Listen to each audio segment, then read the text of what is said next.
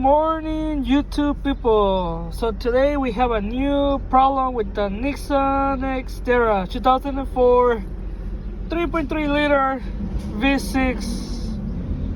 You know the rest. Well, for the past few days I've been having an issue with the fuel system.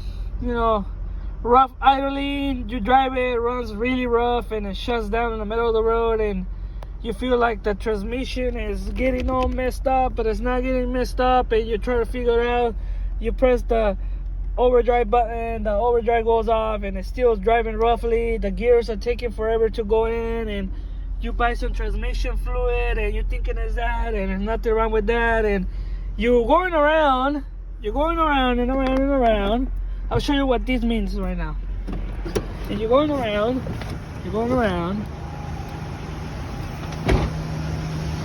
You end up buying new cables, a new rotor, a new distributor cap, new spark plug. You end up changing the oil, new filter, new oil filter. So you do everything you can know, right? Everything you know in by hand and by memory, and then you know already by experience. It has to be something with electrical, and you do it. And somehow you end up cleaning this area, which is the throttle control module for the pedal. And you have the map sensor right here, right? So you go around, you spend at least a few hours trying to figure out maybe it's something worse than I think. Well, guess what? Sometimes your brain plays with you. Your car is not breaking, right? You're thinking, well, what it is, like what is it? Like I cannot figure out. It has sparks, it starts, it cranks, but it doesn't turn over. Like it's not getting something on the line, right? So after researching a few hours, I spent 3 hours searching around. I did found some YouTube videos, very helpful and very informational as well. And maybe I told myself, maybe I thought all this wrong, all this stuff for no reason. Maybe my distributor is messing up, but it shouldn't give me a problem where my car will stall and shut it off and it won't run no more and it would just die. Maybe it's that, but it's not a major situation where the car doesn't want to run no more, right? So you're questioning yourself over and over. What did I do wrong? Did I put the cables out of time? Did I end up figuring out like maybe something else? Maybe the motor is going bad. Maybe the time belt is off. Something is off. So you go around, you check your fuse box in the main engine area, and you look around and you're like, where's the fuel pump? So you go around, right? So you come over here. Oh man, if I would have knew this 4 days ago, I would have been struggling to buy all these parts, right? Okay, my stuff, crash stuff, but you got a fuel pump sensor, fuse, or whatever you want to call it, and then you have your, let me see, injector fuse, right here.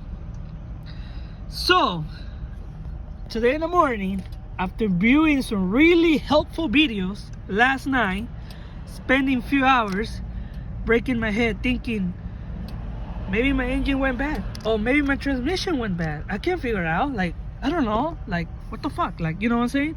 So today in the morning I woke up, I started digging. Someone said, do not open a fuel pump unless you think it's a fuel pump, right? So I go under the dashboard, I look at that works, and I look what I found right here. Burned fuse, both of them. One is for the fuel injectors and the other one is for the fuel pump. Now because of that, I have a check engine light. Damn it. So here's the situation, right? So I was going yesterday to Walgreens to get some medicine for my daughter. She got her tooth removed, so she's in severe pain. And I came from the dentist home, and my car stalled at home. So I was like, what the hell? Like, what's wrong with my car now? Like, I just fixed this problem like 3-4 days ago, right? So on Sunday, Sunday it happened again. I was able to figure out, I did all this little thing. I put it on time. idle a little bit higher so it could stay on, so it run. You know, I went to work, came back, and then for some reason Tuesday I decided not to run at all after I came back from the dentist. And I come back, get home, and I do all this cleaning. I open the distributor cap. Listen to me, because it's an experience that happened to me and it happens to everybody. Just in case, what's it gonna be the name of the title of the video? It's gonna be Bad Fuel System. Simple little things, how to detect it, how to prevent it, and how to stop it from happening. And don't make mistakes like I did, you know, buying new spark plugs, new distributor cap, new rotor, new cables, changing the oil, and all that stuff. It's necessary, but if your car doesn't need it, why would you put it on? See what I'm saying? Right? Okay. So yesterday, I had to walk. Believe it or not, I had to walk a mile. It sounds really close, but it's not. So I walk a mile and a half from where I got stuck to my house. The car was left over there on the street. We had to go pick it up around 6:30 p.m. last night. Brought it home. I had a mechanic check it. He said, "Yep, it's a bad fuel pump. Right away you can tell. It smells like gas. It's not pumping it. It's not pushing it. There's no pressure. There's not doing anything, right?" So the mechanic told me, "Look, listen, I could come back tomorrow if you want me to. All you gotta do is tell me yes or no, and we could change the fuel pump." But before all that, before I made that call, and they said, "All right, maybe I should call them and let them know that it's a fuel pump, right?" So after watching 7 videos, believe it or not, 7 videos related to early 2000s to the late 2004 Nissan Xterra fuel pump failures and problems. That's what I do too. And all this video came out, and literally every video had the same situation that I had, right? Except for 1 or 2 where they had to drop the tank and you didn't realize that there was a door that you can actually just go under the seat and open it and they just take it out. Yeah, those videos were wrong. So, okay, so I got my car running today. Luckily, hopefully this is the issue. Hopefully the fuses are the issue. I'm hoping it is.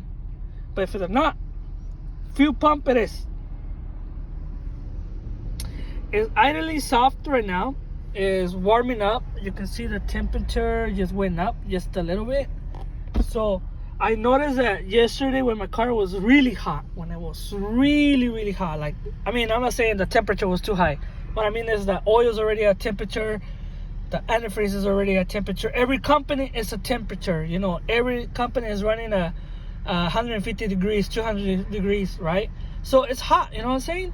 So I'm minding my own business, going to Walgreens, buying the medicine. I'm on my way over there. A freaking Nissan Xterra decides to break down in the middle of traffic.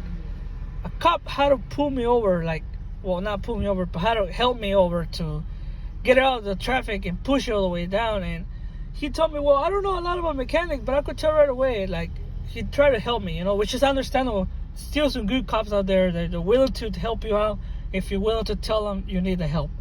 So he pushed me out of the way. He told me, you could go ahead and start it. So I was starting. He was like, yeah, it sounds like something is wrong with your car. Electrically, something is not going on. And then after a few tries, after a few cranks over, he's like, did you smell that? I was like, I smell gas. That's literally what I told him. That's what I smelled too. He's like, you might have a bad fuel filter or a fuel pump that is not pumping gas no more. And he was asking me if I had gas. I told him I had gas, like I have over half a tank, but most of it went away with all that cranking. So, you know, obviously I'm trying to get it on. So when you have a bad situation and your car stalls out of nowhere and you're starting dancing like whoa, and you feel like it's your transmission, do not panic. It's not the transmission. I thought it was my transmission. That's what I thought.